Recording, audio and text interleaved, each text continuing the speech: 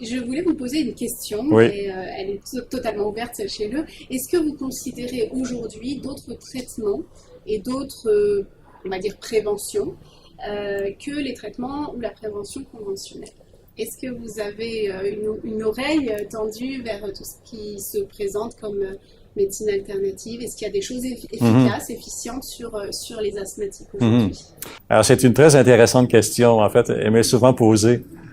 Écoutez, de par ma formation scientifique, je donne des traitements qui ont été prouvés comme étant efficaces, qui ont eu de nombreuses études avec des placebos pour comparer différentes choses. Alors, il est certain qu'il existe une foule de traitements ou de traitements préventifs, entre guillemets, ou supposément curatifs, qui sont proposés aux asthmatiques depuis très longtemps. Le web en est plein.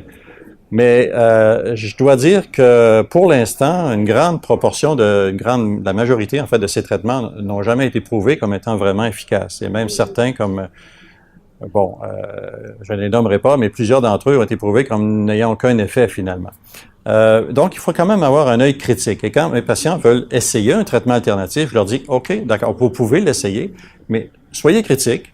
Mesurez vos symptômes, mesurez parfois ce qu'on appelle les débits de pointe, qui est un petit appareil qui peut mesurer la force du poumon.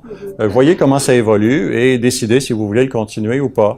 Il est certain que beaucoup d'interactions qu'on appelle entre le cerveau et le poumon existent et que l'état d'esprit dans lequel les asthmatiques sont peut influencer l'expression de leurs symptômes. Donc, s'ils ont une grande croyance envers quelque chose ou s'ils sont si ça empêche d'être déprimés ou si on plusieurs changements au niveau psychologique, ça peut aider parfois au niveau des symptômes. On a vu des études dans lesquelles le placebo était même meilleur que le médicament parce qu'ils avaient tellement confiance. Alors, mais la base de tout ça, c'est qu'il faut avoir des preuves. En tout cas, c'est ce que je pense. Si on veut essayer quelque chose, on a beau, mais encore une fois, il faut faire très attention parce qu'il y a énormément de ces traitements pour lesquels vraiment on n'a pas d'évidence que c'est efficace. Alors, il faut surtout pas négliger cependant le traitement de base reconnu, médical, si on veut les essayer, sinon on peut voir se détériorer la maladie de façon sérieuse. Alors, il faut faire très attention, surtout chez les personnes qui ont un asthme sévère. Ces gens-là, souvent, cherchent éperdument d'avoir un traitement pour essayer de les aider parce que c'est pas suffisant ce qu'ils ont. Alors, il faut faire très attention parce qu'à ce moment-là, il faut surtout pas cesser le traitement de base. Et s'exposer à des répercussions. Et s'exposer à une exacerbation, à une détérioration importante de leurs conditions qui peut être dangereuse.